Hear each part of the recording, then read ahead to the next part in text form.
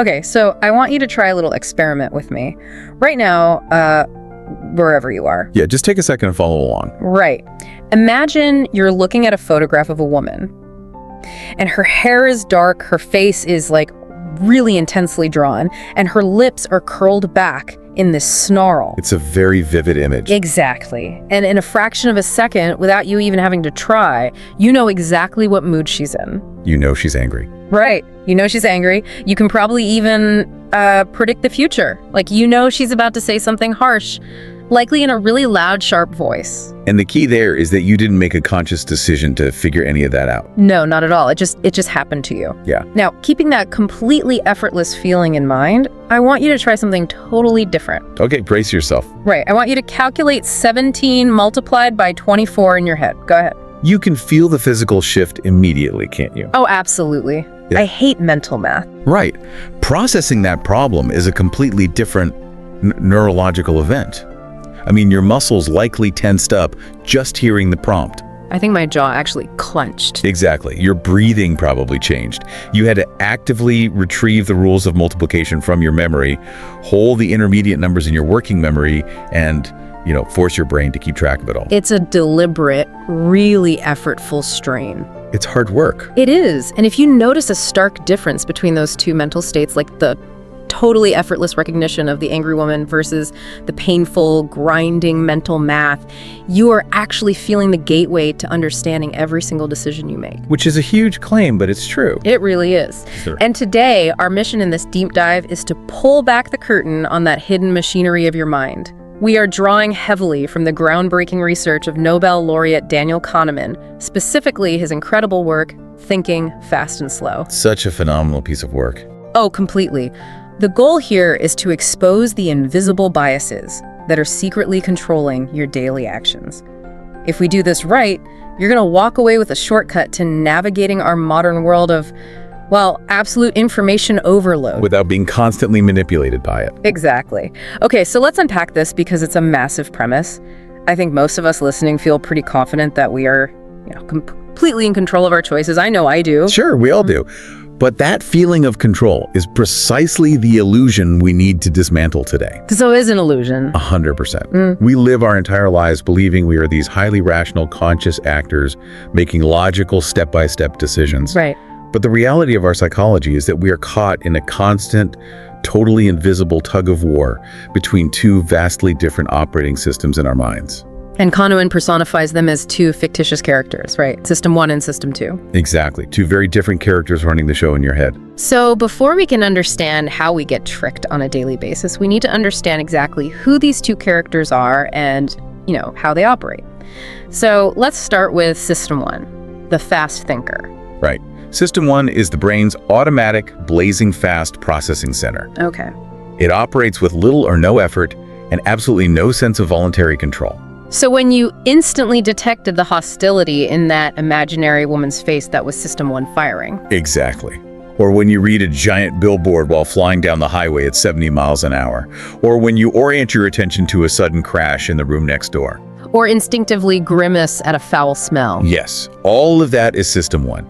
It is constantly running in the background. It's highly emotional, heavily reliant on intuition, and it never ever turns off. Okay, and then on the other end of the spectrum, we have System 2, the slow thinker. The one that had to be dragged kicking and screaming to do the 17 times 24 math problem. Right, so System 2 is effortful, it's sequential, and it is logical. Yeah, it's the part of your brain that allocates attention to demanding mental activities. So, for example, if you're in a crowded, noisy train station and you are actively scanning the crowd for a specific friend wearing like a yellow jacket. Right, you are engaging System 2 to filter out all the irrelevant information. But the defining characteristic of System 2 is that it is fundamentally incredibly lazy. Oh, so lazy. That is the most crucial part to understand. System 2 has a strictly limited budget of attention, and it aggressively hates spending it. Because focused attention requires actual metabolic energy. Exactly. To understand just how limited that cognitive budget is, we could look at a famous piece of psychological research known as the invisible gorilla experiment. Okay, I feel like I'm fairly observant. You're saying my brain just shuts off if I'm concentrating. Basically, yes. Let me give you the scenario. Researchers showed volunteers a short film of two teams passing basketballs back and forth. One team is wearing white shirts, the other team is wearing black shirts, and the viewers are given a very strict instruction. They have to count the exact number of passes made by the team in white and completely ignore the team in black. Which takes some focus, but it's doable. Right. It takes intense concentration. It fully engages System 2. But halfway through this video, a person in a full head-to-toe gorilla suit walks right into the middle of the court. Wait, a person in a gorilla suit? Yes. They walk to the middle, thumb their chest, and slowly walk off screen. The gorilla is visible for 9 full seconds. Right in the middle of the game. There's no way people missed that. You'd think so, but about half of the thousands of people who have taken this test completely miss the gorilla. Half? They literally do not see it. The task of counting the passes requires so much of System 2's limited attention budget that it essentially induces temporary blindness to anything outside its narrow focus. That is wild. And what is perhaps the most profound takeaway from this study is that when you tell the subjects they missed a giant gorilla, they adamantly refuse to believe you. Because they were staring right at the screen. Exactly. They will demand to watch the tape again.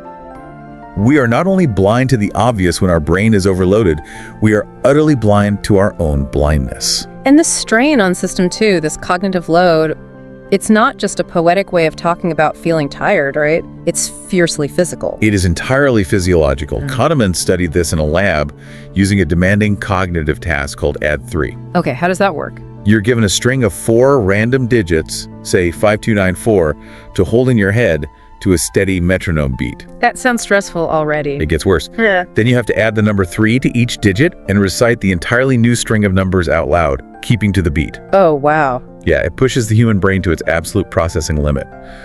While subjects did this, incredibly sensitive cameras recorded their eyes.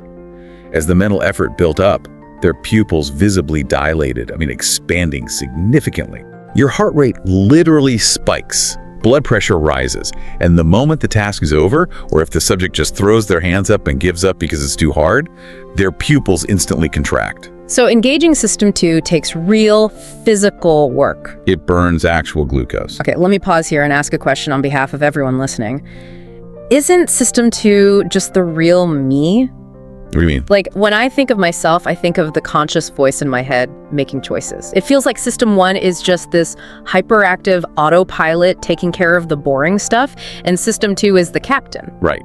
Sure, the captain might be technically in charge, even if he's usually dozing in the corner while the autopilot flies the plane, but he's the captain. That is exactly how we all feel. But here's where the science flips our self-perception completely upside down. Okay. System 2 absolutely believes it is the hero of the story. It thinks it is the captain making the final calls. But the automatic, effortless System 1 is actually the secret author of almost all of your choices, judgments, and beliefs. Wait, really? Because System 1 never sleeps, it is continuously generating suggestions for System 2. It feeds it impressions, intuitions, intentions, and feelings. Okay. And because System 2 is so metabolically lazy, it usually just endorses those suggestions without any modification whatsoever. So we just rubber stamp what System 1 decides. Pretty much. You deeply believe you are making rational choices. But most of the time, your conscious mind is actually just inventing a rationalization for the impulse that System 1 already decided on. I understand getting tunnel vision when I'm doing complex math, or letting autopilot drive me home on a familiar route. But my actual beliefs, my behavior, it feels like a stretch to say my captain is just rubber stamping things. I think I would notice if my brain was being hijacked like that. You'd think so.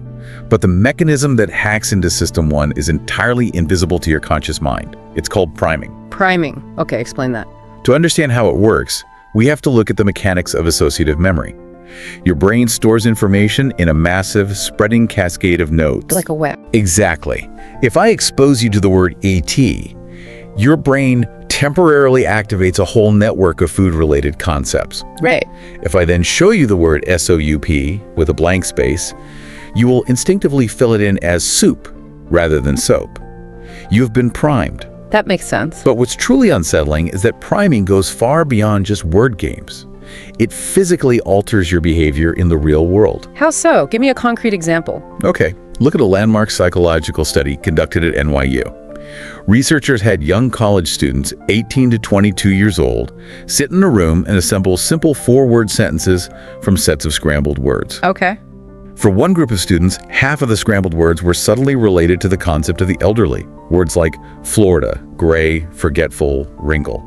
But they didn't just say old. No, it's never explicitly used the word old. The theme was entirely implicit. So the students are just doing a basic puzzle. Exactly.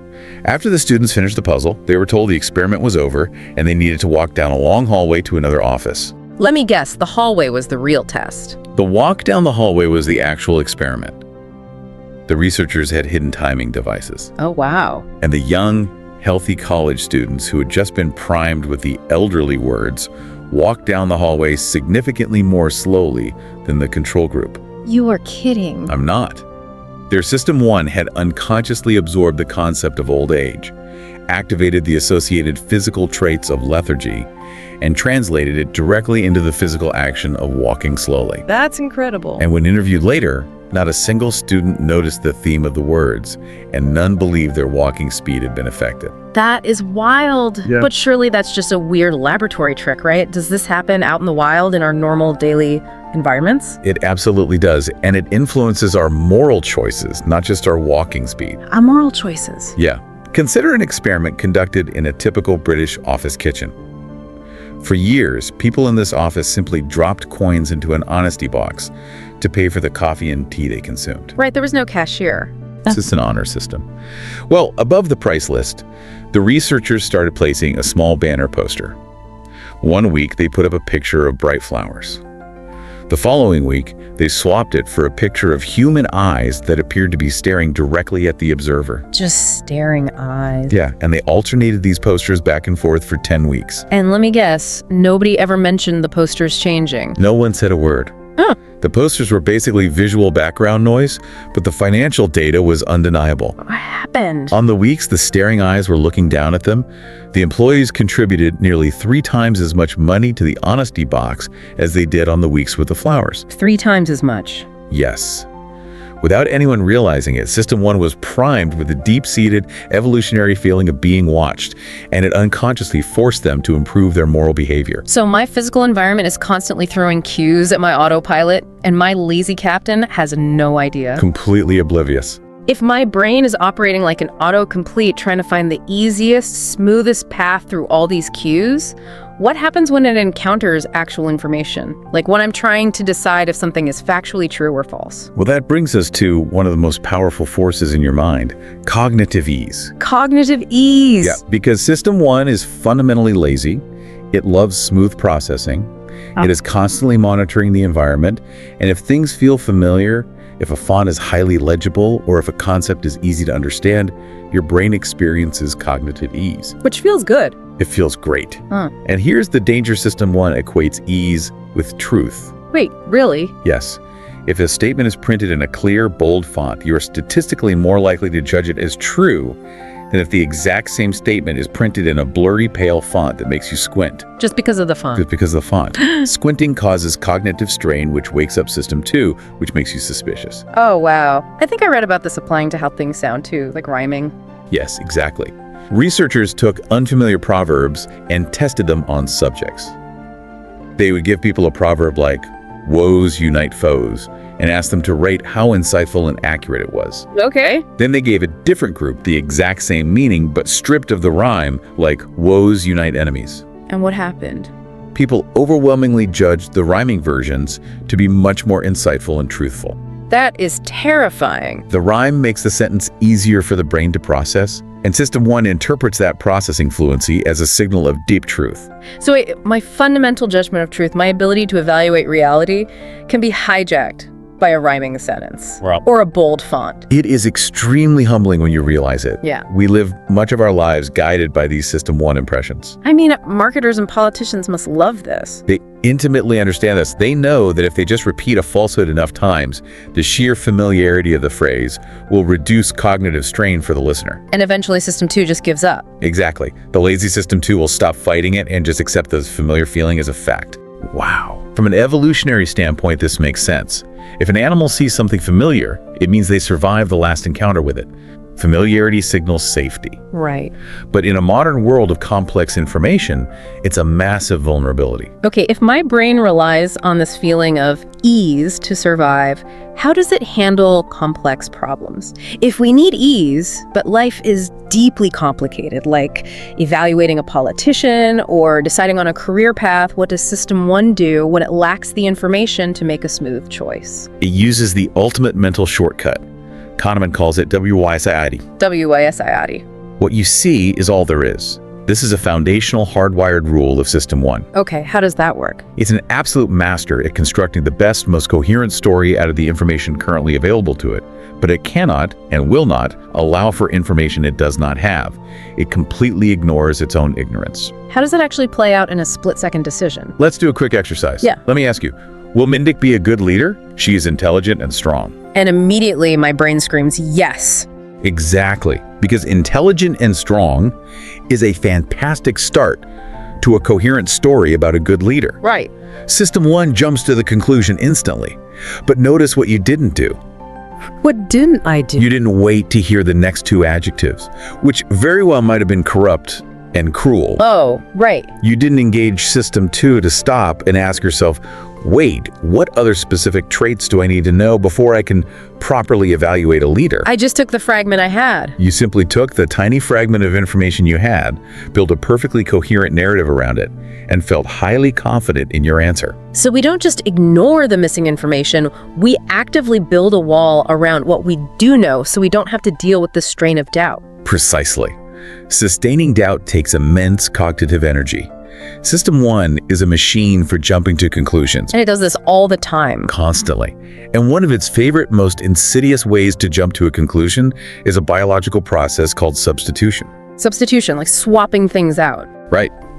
When your brain is faced with a very hard, complex question, System 1 automatically swaps it out for an easier, related question, answers the easy one, and passes it off to your conscious mind as the answer to the hard question. Let's ground this for the listener. How do we substitute questions in real life?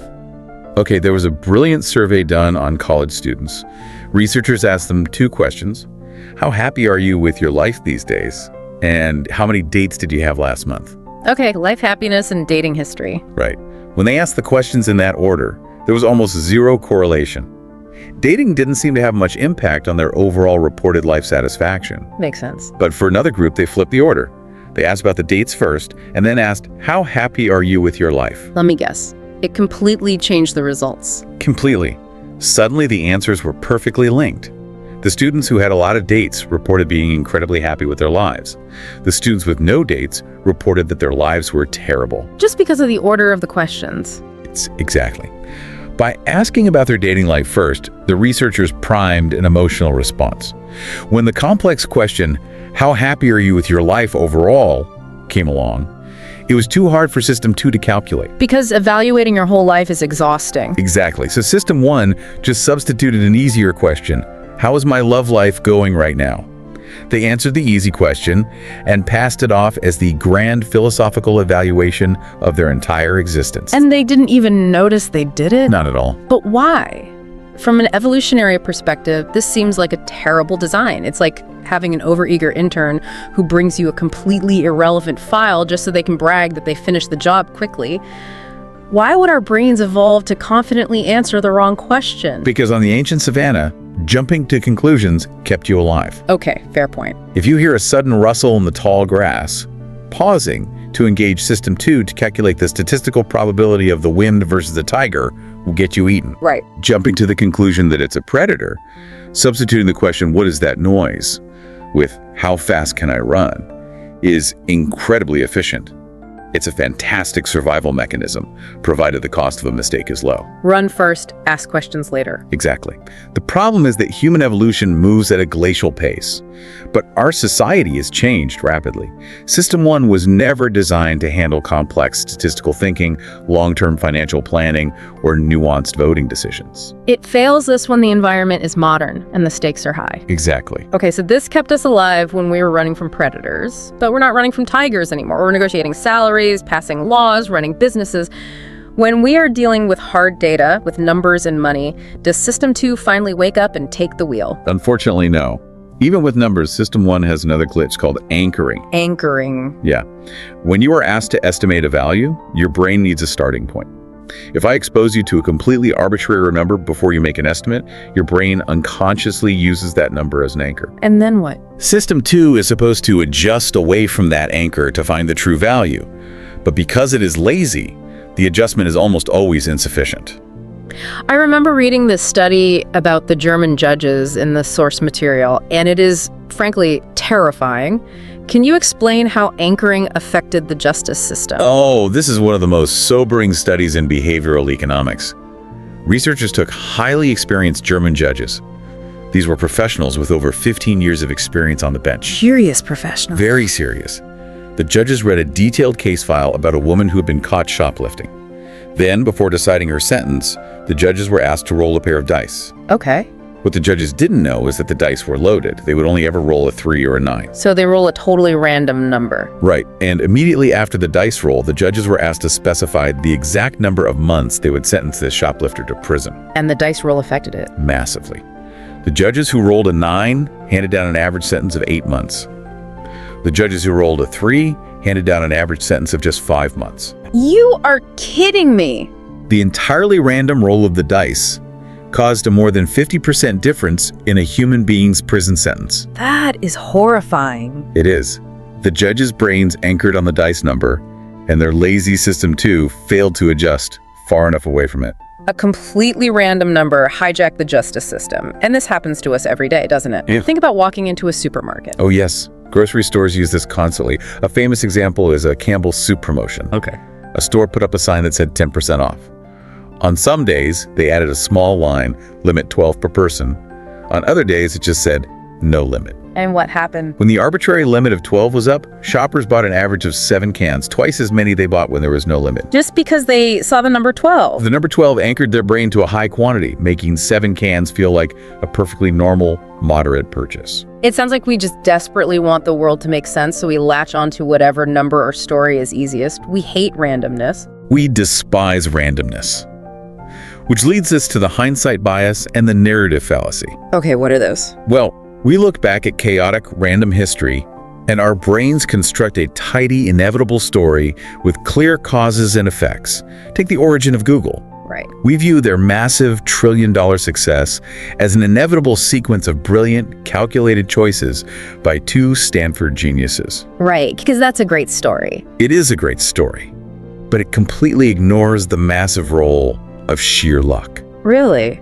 Like what? At one point, a year after founding it, the creators were willing to sell Google for less than $1 million. Wow. But the buyer refused, saying it was too expensive. Are you serious? Yes, if that buyer had simply said yes, the entire history of the internet changes.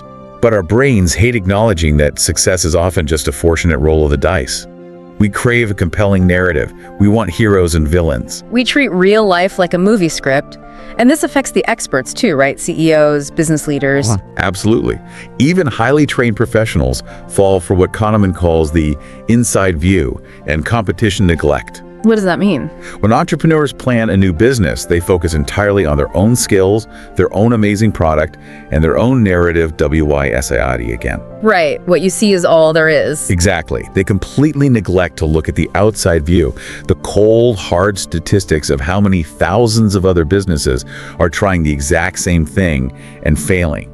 They treat their success as a foregone conclusion because their internal story makes sense. Okay, so we're terrible at evaluating the outside world. We ignore statistics, we get anchored by random numbers, and we invent stories to erase luck.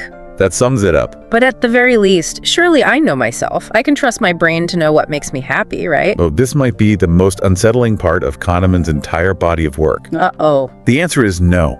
You cannot trust your own memory of your own happiness. What? Because you actually have 2 different selves evaluating your life. 2? You have the experiencing self, who lives entirely in the present moment, answering the question, does this hurt right now? Am I happy right now? Okay.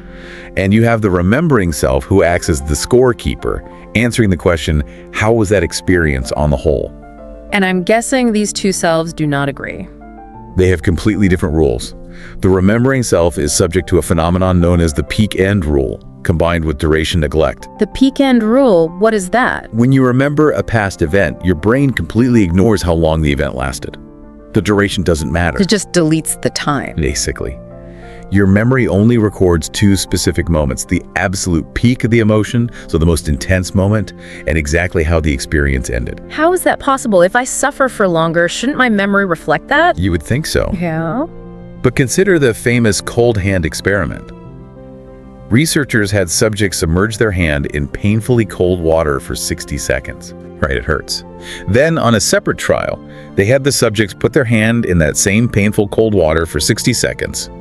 But then the researchers secretly opened a valve, letting slightly warm water flow in for an extra 30 seconds. Okay, so the pain became slightly less severe at the very end. Yes, but the total time their hand was submerged was 90 seconds. So the second trial is objectively worse for the experiencing self. It is a full 90 seconds of discomfort instead of just 60. Yes, but when the researchers asked the subjects which trial they would rather repeat, the vast majority of people explicitly chose the longer 90-second trial. What? Wait, they chose the longer pain? They did. Because the final seconds were slightly warmer, giving it a better ending, the remembering self cataloged it as a better overall experience. That makes no sense. To the experiencing self, no. But the remembering self preferred the story with a slightly happier ending, even though it meant suffering more total pain in reality. That is astonishing. So my remembering self is essentially a tyrannical film editor. It's cutting out 99% of the actual footage of my life, ignoring all the day-to-day joy or boredom, and making major life decisions based entirely on the dramatic finale. That is a brilliant analogy, the tyrannical film editor. And it dictates how we evaluate entire human lives. Consider the famous opera La Traviata. Okay. It's a gorgeous, passionate love story, a long romance of immense joy. But the heroine tragically dies of tuberculosis at the very end. Classic opera ending. Right. The lovers are reunited for just 10 minutes before she dies. If the lover had arrived 10 minutes late, missing her, the entire character of the story changes in our minds. It does. A decade of happiness is completely erased, overshadowed by a tragic final 10 minutes.